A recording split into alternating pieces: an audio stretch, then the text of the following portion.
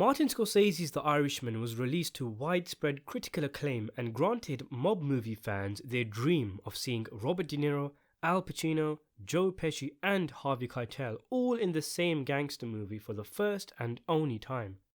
Now that The Irishman has been released, incredibly, Scorsese has already begun working on his next film, a project called Killers of the Flower Moon, based on the book by David Grann of the same name. In this video, I wanted to take a look at Scorsese's upcoming film, what it's about, how good I think it might be, and what kind of things I think it might explore. It's interesting that Scorsese's last two movies, The Irishman and Silence, were two films that were on the director's slate for a long time. We all knew that he was looking to make these films, and they were in development for ages. Killers of the Flower Moon, on the other hand, kind of came out of nowhere. For a long time, it was thought that Scorsese's next film after The Irishman would be a serial killer film called Devil in the White City, which he would make with Leonardo DiCaprio. But it seems there were complications with the script, and in the end, White City became an Amazon Hulu series. A few months before The Irishman came out, there were announcements that Scorsese was going to make this film, called Killers of the Flower Moon next, again with DiCaprio in the lead. What's really cool about this new project is that Scorsese has also cast Robert De Niro in it. So the two didn't make a film together in about 25 years since Casino, and now all of a sudden they are working back to back. They have also said they don't work together unless there is something new to explore with the character De Niro is playing, making the collaborations all the more special and meaning they must have something cool in store with De Niro's part in Flower Moon. This is also the first film that Scorsese has directed that will star both De Niro and DiCaprio. About time too, and it's almost poetic in a way. Scorsese's man for about 20 years was Robert De Niro. They made some masterful films together. Then he replaced him with DiCaprio for about 15 years, never working with De Niro again until the two made their melancholy, reflective picture about looking back on your life, The Irishman, packaged in the genre that the two are most famous for, which did come out at the perfect moment in both of their lives. Now Scorsese is bringing the two titanic actors together in what might even be his last film, you never know. And at the time of making this video, those two are the only people cast in the film. I finished David Grann's novel a little while ago in the space of around 2 or 3 days. Originally, I didn't want to read it, especially since I heard it was a murder mystery. I wanted to go into Scorsese's movie blind and enjoy what might be Scorsese's swan song to its full potential. But then I thought, a lot of people are going to be watching my videos for news and information on the film, and I would be pretty much handicapping myself if I didn't read the book beforehand. It's the same with The Irishman as well. Originally, I didn't want to read the book, because I wanted to enjoy the movie first. But then so many people were asking me about what the film's going to show, what it's going to be about, will they cover this or that event, and I thought to myself, well, I have to read it now.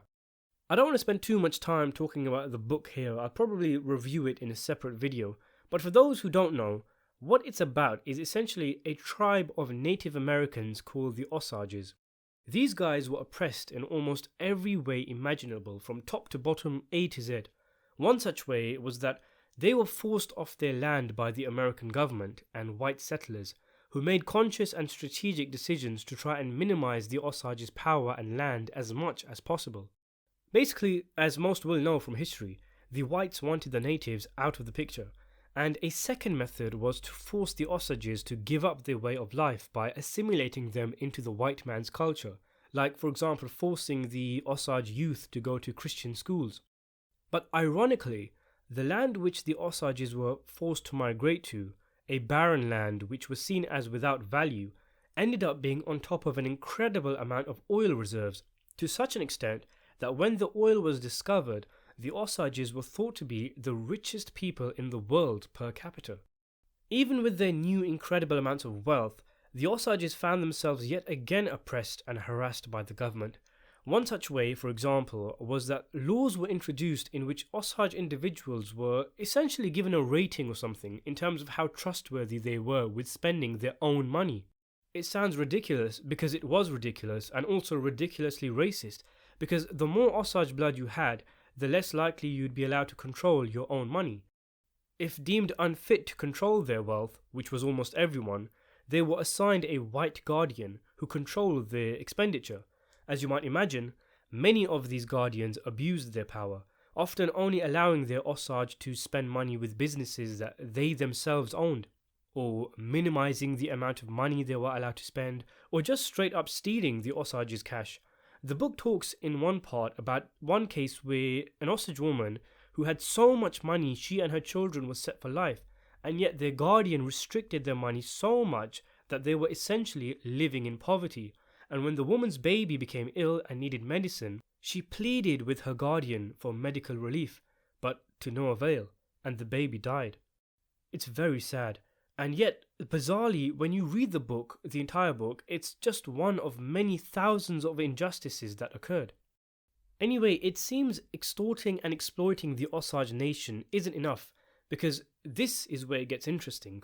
One Osage person is found shot dead, and then another. One couple have their house blown up, one is poisoned, and so on and so forth, until at least 20 people are bumped off.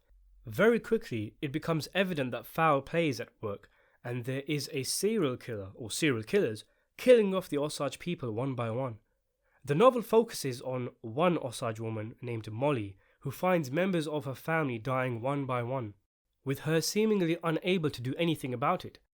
The local law, not valuing Osage life, don't make much effort in finding the perpetrators, and those that do make an effort can't seem to find any solid leads.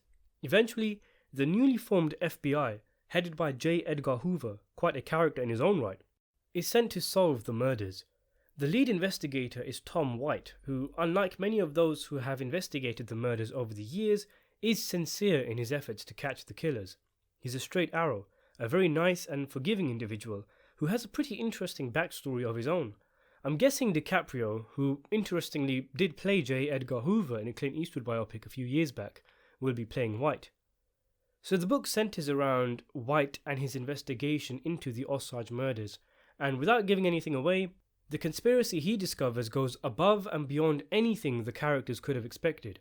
It really blows your mind. The FBI's findings were truly stunning, and the full extent of the crimes, which even today we don't know, is shocking and very disturbing. I never knew about any of this. I mean, in general, historically, we know Native Americans were oppressed by the invading Europeans, but this is recent history. This is 1920s, and it looks like this is one of many chunks of American history that was swept under the carpet. From what I gather, this isn't taught in schools, this isn't common knowledge in America, and it seems the film will bring a lot of the events to public eye. Now, the book is about a great many things, both in terms of its content and its themes. Like, for example, there's sections on Molly and her family, there's sections on White's upbringing, there's the murder investigation itself, internal FBI politics, and loads of other stuff. In terms of the book's themes, there's a lot of stuff going on, and one thing that stuck out for me was, for example, the theme of identity and the changing times. Molly, for example, sees the Osages around her slowly give up the old ways and adopt white culture and belief.